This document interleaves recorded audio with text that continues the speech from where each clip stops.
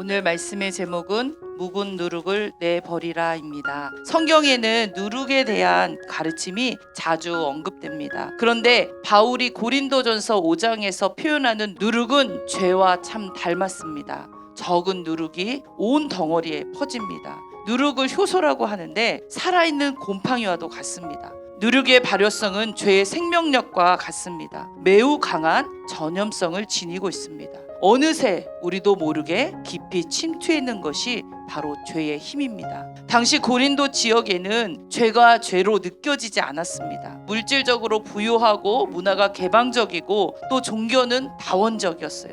그리고 도덕적으로 아주 문란했던 곳이라고 했습니다. 교회도 마찬가지였습니다. 일부 성도들이 그리스도의 자유를 오용하고 잘못 사용하여서 자신들의 죄를 정당화하는 데 사용했습니다. 고린도 교회는 이 일에 대하여 통한이 여기지도 않고 징계하지도 않고 쫓아내지도 않았었습니다. 바울이 5절에 이런 자를 사탄에 내주었으니라고 했습니다. 그를 출교해야 한다고 강력하게 판단하고 또 처분했습니다. 바울은 징계를 통하여 교회와 성도를 지켜내려 했습니다. 죄는 끊어내야 할 줄 믿습니다. 그래야 적은 누룩이 온 덩어리에 퍼지는 것을 막아낼 수 있습니다.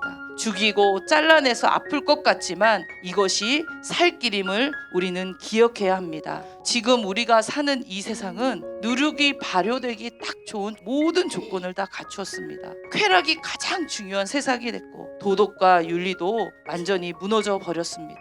우리들의 자녀들이 살아갈 시대는 더하겠지요. 그러므로 우리는 우리 자신과 또 사랑하는 교회와 자녀들을 말씀으로 지켜내야겠습니다. 정신을 똑바로 차려야 합니다. 때로는 냉정하게 끊어내기도 해야 합니다. 그리고 가장 중요한 것은 우리 각자 자신을 스스로 살펴보아야 합니다. 내 안에 죄가 자라지 않도록 늘 하나님의 말씀을 가까이 하며 기도로 죄를 이겨낼 수 있는 힘을 키워내야 합니다. 뿐만 아니라 우리의 눈과 귀를 조심해야 합니다. 믿음은 들음에서 난다고 했습니다.